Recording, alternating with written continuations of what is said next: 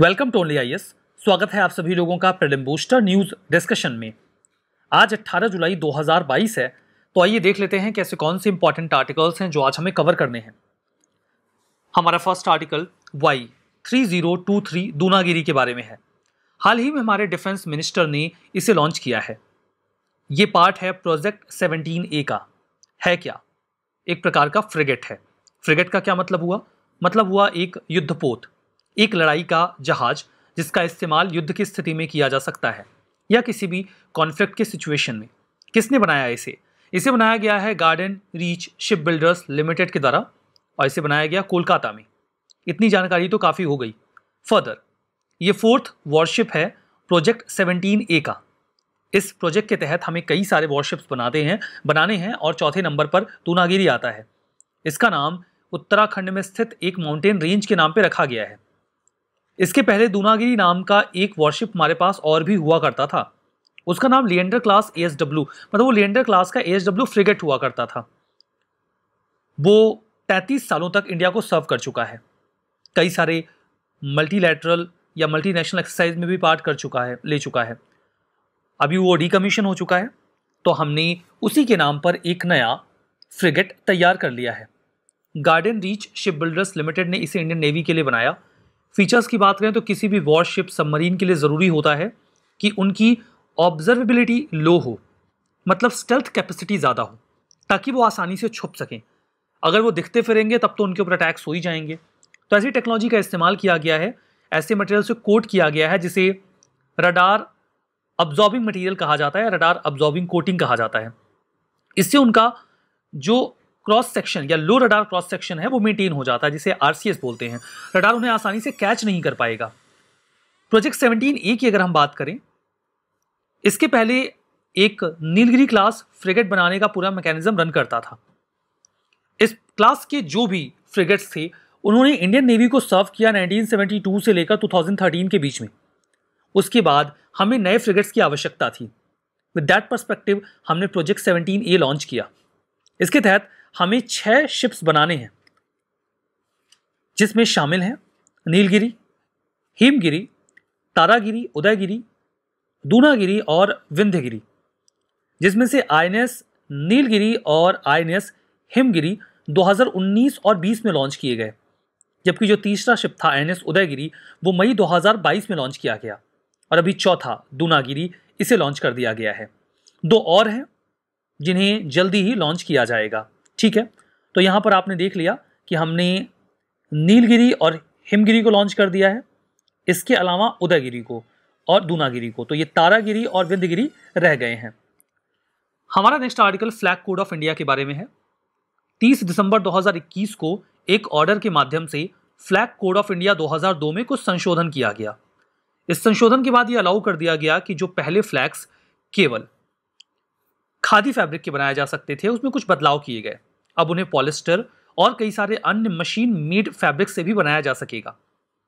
जो हाथों से बुना जाने वाला तिरंगा होता था या हैंड वुवन खादी होता था वो तो बनाया ही जाएगा, लेकिन कुछ अन्य प्रकार के झंडे भी बनाए जा सकते हैं। अब इस ऑर्डर के आने के बाद अभी इसका कुछ विरोध भी हो रहा है कि खादी का जो एसोसिएशन रहा है हमारे नेशनल मूवमेंट से वो ब्रीच हो जाएगा, वो कहीं ना कहीं डाइल्यूट होगा। इसीलिए इस संशोधन का विरोध किया जा रहा है और ये न्यूज़ में है। तो फ्लैग कोड ऑफ इंडिया की बात करते हैं। इसे 26 जनवरी 2002 को इफेक्टिव बनाया गया। इसमें वो सभी लॉ, कन्वेंशंस, प्रैक्टिसेस और इंस्ट्रूमेंट शामिल किए गए जो हमारे नेशनल फ्लैग को डिस्प्ले करने से संबंधित हैं। इसमें यह बताया गया कि किस प्रकार से नेशनल फ्लैग को किसी प्राइवेट, पब्लिक या गवर्नमेंट इंस्टीट्यूशन के द्वारा डिस्प्ले किया जा सकता है। इसके पहले एक आम इंसान झंडे को अपने घरों पे नहीं लगा सकता था, लेकिन फ्लैग कोड 2002 इसकी अनुमति दे देता है। इसका क्लॉज 2 है जो कहता है कि कोई रिस्ट्रिक्शन नहीं है। कोई भी जनरल पब्लिक का व्यक्ति, प्राइवेट ऑर्गेनाइजेशन, एजुकेशनल इंस्टीट्यूशंस तिरंगे को लहरा सकते हैं, डिस्प्ले कर सकते हैं, गिवन दैट उन्हें तिरंगे की डिग्निटी और ऑनर का ध्यान रखना होगा। Flag code of India, in fact देखिए वर्तमान में तो भारत सरकार का एक इनिशिएटिव है कि हर घर पर तिरंगा हो, और इसी इनिशिएटिव के चलते ये बदलाव किए गए हैं कि तिरंगे को अलग अलग फैब्रिक से बनाया जाए। गवर्नमेंट ऑफ इंडिया ने फ्लैग कोड ऑफ इंडिया 2002 को अमेंड किया और मशीन मेड फ्लैग्स को बनाने की अनुमति दे दी। इसका मतलब ये है कि अब नेशनल फ्लैग बन सकता है हैंड स्पुन जो फैब्रिक है उससे, हैंड वोवन फैब्रिक से, मशीन मेड कॉटन, पॉलिस्टर, वूल, सिल्क और खादी बंटिंग से। विरोध इस आधार पे हो रहा है कि इससे खादी की जो डिमांड है नेशनल फ्लैग में जो होती है वो कम हो जाएगी और हो सकता है कि आने वाले समय में इंडियन मार्केट में आपको चाइनीज मेड इंडियन फ्लैग्स दिखने लग जाएं। तो इस प्रकार की संभावनाएं जताई जा रही हैं। जो अमेंडमेंट था उसमें फंडामेंटल ऑब्जेक्टिव ये था कि हम फ्लैग को अफोर्डेबल बनाएं। जो सेंटर का इनिशिएटिव है हर घर तिरंगा, हम उसे अटेन कर पाएं। हर घर तिरंगा प्रोग्राम को 15 अगस्त को लॉन्च किया जाना है 2022 में, जब हम 75th एनिवर्सरी ऑब्जर्व कर रहे होंगे इंडिया के इंडिपेंडेंस की। ऑब्जेक्टिव ये है कि हर इंसान अपने घर पे तिरंगा फहराए। कंसर्न क्या है? वही ट्राई कलर का एसोसिएशन खादी से टूटेगा।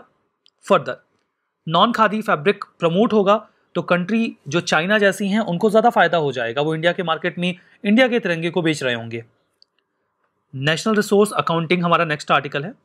Government accounting standards advisory board ने अभी हाल ही में नेचुरल रिसोर्स अकाउंटिंग को लॉन्च किया है ताकि इंडिया में जो नेचुरल रिसोर्स है उनको आसानी से ट्रैक किया जा सके।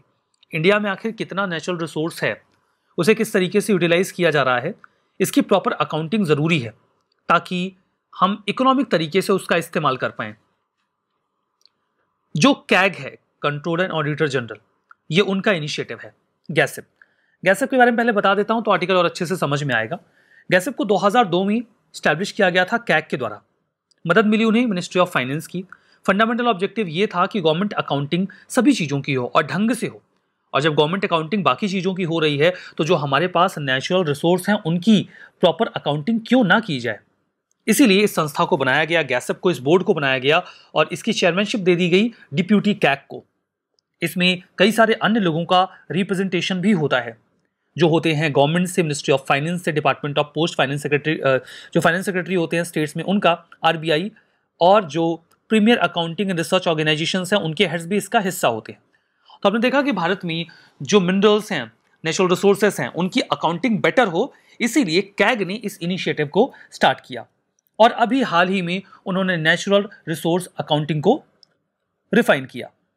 गैसिप जो है ये इस कॉन्सेप्ट पर बेस्ड है कि हम नेचुरल रिसोर्स की प्रॉपर अकाउंटिंग करें शॉर्ट टर्म, मीडियम टर्म और लॉन्ग टर्म गोल्स के साथ। जो भी एसेट्स हमारे पास अवेलेबल हैं हम उनका प्रॉपर डेटा रखें, जो रिन्यूएबल हैं और जो नॉन रिन्यूएबल हैं उनका। मोर इंपॉर्टेंटली हमें जो नॉन रिन्यूएबल सोर्सेस हैं उन पर फोकस करना होगा क्योंकि वो खत्म हो जाएंगे। फर्दर वो हमारे एनवायरमेंट को नुकसान भी ज़्यादा पहुंचाते हैं। 28 स्टेट्स और यूटीज, जिसमें जम्मू एंड कश्मीर यूटी भी शामिल है, 28 स्टेट्स और जम्मू एंड कश्मीर का जो यूटी है उन्होंने अपना एसेट अकाउंट तैयार कर लिया है 2020-21 के लिए। जो एसेट अकाउंट है इसमें 34 मेजर मिनरल्स, 58 माइनर मिनरल्स और फॉसिल फ्यूल्स का पूरा डेटा कैलकुलेट किया गया है। जब ये डेटा कलेक्ट किया गया है तो हमने जो गाइडलाइंस सिया की हैं, यानी कि system of environmental economic accounting central framework, उसका ध्यान में रखा कि जैसे सिया में बातें बताई गई हैं हम वैसे ही अपनी अकाउंटिंग तैयार करें, वैसे ही अकाउंट को मेंटेन करें। अब भला ये सिया क्या है? सिया एक्चुअली में यूएन का एक फ्रेमवर्क है। यूनाइटेड नेशंस ने फ्रेमवर्क को 2012 में तैयार किया था और कहा था कि जब भी आप नेचुरल रिसोर्स की अकाउंटिंग करें तो ये गाइडलाइंस आप ध्यान में रखिएगा। तो उसी गाइडलाइन को ध्यान में रख के हमने अपने यहाँ नेचुरल रिसोर्स की अकाउंटिंग को शुरू कर दिया। तो चलिए नेक्स्ट आर्टिकल पे चलेंगे। हमारा नेक्स्ट आर्टिकल वाराणसी के बारे में है। सिटी ऑफ वाराणसी को अभी हाल ही में ये डेजिग्नेट कर दिया गया है कि ये संघाई कोऑपरेशन ऑर्गेनाइजेशन का पहला कल्चरल एंड टूरिज्म कैपिटल होगा। ये एक नया इनिशिएटिव है जिसे एससीओ ने लॉन्च किया है। संघाई कोऑपरेशन ऑर्गेनाइजेशन ने कहा कि वो एक साल के लिए जो उनकी मेंबर कंट्रीज हैं उनमें से किसी भी एक देश में एक शहर को संघाई का cultural and tourism capital declare कर देंगे। इससे उस लोकेशन को लेकर लोगों के बारे में ज़्यादा अवेयरनेस फैलेगी और लोग उस जगह को एक टूरिज्म के तौर पे एक्नॉलेज करेंगे। ये बहुत ही अच्छा इनिशिएटिव है एससीओ का और इस इनिशिएटिव में जो पहला शहर चुना गया है दैट इज वाराणसी। वाराणसी जिसका पुराना नाम बनारस या काशी भी हुआ करता था, ये दुनिया की ओल्डेस्ट लिविंग सिटी मानी जाती है। ओल्डेस्ट लिविंग सिटी से हमारा मतलब ये है कि कई बार शहर ऐसे होते हैं कि वो हैं तो पुराने लेकिन वो बीच में डिसकंटिन्यू हो गए खत्म हो गए, उन्हें फिर से रिवाइव किया गया। वाराणसी के साथ ऐसा नहीं है। ये बहुत प्राचीन समय से लगातार लाइव रहा है। ऐसा नहीं कि शहर पूरी तरीके से खत्म हो गया और उसे फिर से बसाया गया, ऐसा वाराणसी के साथ नहीं हुआ है। वो हमेशा लिविंग रहा है and that is the reason इसे ओल्डेस्ट लिविंग सिटी कहा जाता है। मतलब भी आप समझ गए। उत्तर प्रदेश में लोकेटेड है ये, गंगा नदी के लेफ्ट बैंक पे। इंडिया की सबसे पुरानी सिटी है ये, और हिंदुज्म में जो 7 पवित्र शहर माने जाते हैं, सिटीज हैं, उनमें से एक है। 7 होली सिटीज कौन सी हैं हिंदुज्म की? 2000 अयोध्या, मथुरा, हरिद्वार, वाराणसी, कांचीपुरम, उज्जैन और द्वारका। मतलब इनमें एक वाराणसी भी है। वाराणसी के इतिहास की बात करें तो ऐसा माना जाता है कि जब आर्यंस ने पहली बार इंडिया में एंटर किया तो उन्होंने जो अपना पहला सेटलमेंट डेवलप किया वो गंगा नदी के, गंगा वैली जो है उसके मिडिल में था, वाराणसी की लोकेशन पे ही। मतलब आर्यंस का जो पहला सेटलमेंट था वो वाराणसी के रीजन में था। वाराणसी जो पुराना किंगडम था काशी का, उसकी कैपिटल भी रही उस समय जब भगवान बुद्धा का समय था, 6ठी सेंचुरी BCE में। और बिल्कुल उससे थोड़ी ही दूरी पर सारनाथ में उन्होंने अपना पहला सरमन भी दिया। ये रिलीजियस, एजुकेशनल और आर्टिस्टिक एक्टिविटीज का सेंटर रहा, जिसका जिक्र जो चाइनीज बुद्धिस्ट पिलग्रिम रहा, जुआनजांग, जिसे आप ह्वेनसांग के नाम से भी जानते हैं, जो हर्षवर्धन के समय में 635 AD में इंडिया के विजिट पर आते हैं, उन्होंने भी वाराणसी का जिक्र किया है। वाराणसी 3 सेंचुरीज तक काफी ज्यादा डिक्लाइनिंग कंडीशन में रहा। 1194 के बाद जब मुस्लिम ऑक्यूपेशन हो गया इंडिया में, तो फिर इसने अपनी ग्लोरी जैसे खो ही दी। 18वीं सेंचुरी के आसपास ये इंडिपेंडेंट किंगडम के रूप में एक बार फिर से उभरा। ब्रिटिशर्स के टाइम पर भी ये कमर्शियल और रिलीजियस सेंटर बना रहा। बीजिंग का जो हेडक्वार्टर है संघाई कोऑपरेशन ऑर्गेनाइजेशन का बीजिंग में, उन्होंने ये कहा कि ये टाइटल रोटेट होगा उनकी मेंबर कंट्रीज में हर साल, और इस बार वाराणसी को पिक किया गया है।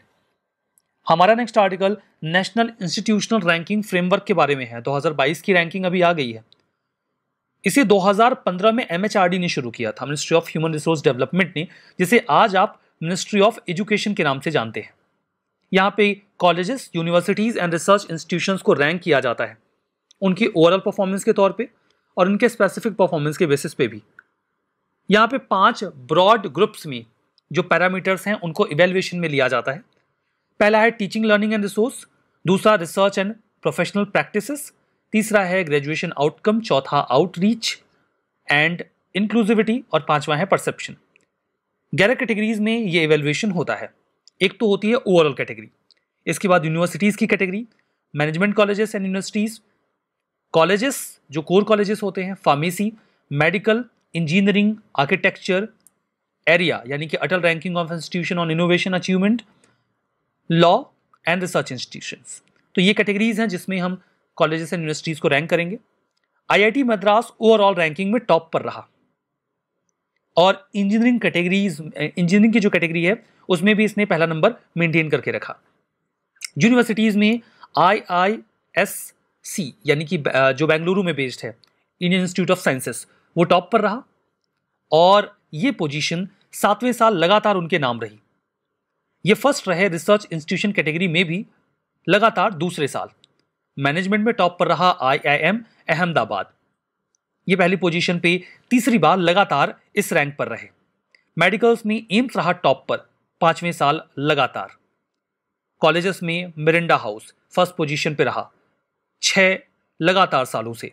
ये कॉलेजेस अपनी टॉप पोजीशन को मेंटेन किए हुए हैं अपनी परफॉर्मेंस के बेसिस पे। हमारा next article great Indian bustard के बारे में है। 2018 की काउंटिंग के हिसाब से गुजरात में अब महज 4 फीमेल ग्रेट इंडियन बस्टर्ड्स बची हैं। कंसर्निंग है, भारत में मुश्किल से 150 ग्रेट इंडियन बस्टर्ड्स होंगे। इनमें से 122 तो राजस्थान में ही है। इनकी कुछ पॉपुलेशन गुजरात में और छिटपुट कुछ अन्य राज्यों में मिलती है। ये राजस्थान का स्टेट बर्ड है और मोस्ट क्रिटिकली इंडेंजर्ड है। इनकी संख्या बहुत कम बची है। अगर हम इन्हें अभी बचा नहीं पाए तो हो सकता है आने वाली पीढ़ी ने देख भी ना पाए। फ्लैगशिप ग्रासलैंड स्पीसीज है। ग्रासलैंड की जो इकोलॉजी है उसके हेल्थ को भी इंडिकेट करता है। मतलब अगर ये हैं तो ग्रासलैंड की इकोलॉजी अच्छी है, नहीं तो नहीं है।